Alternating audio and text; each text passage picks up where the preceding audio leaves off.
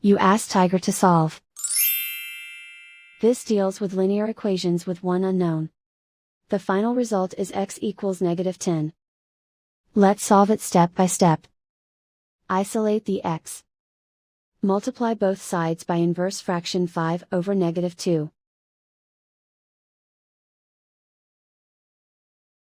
Move the negative sign from the denominator to the numerator. Group like terms. Multiply the coefficients.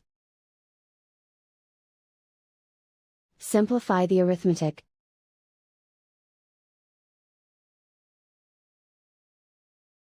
Move the negative sign from the denominator to the numerator.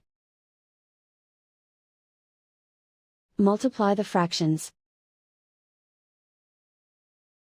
Simplify the arithmetic. And so the final result is x equals -10.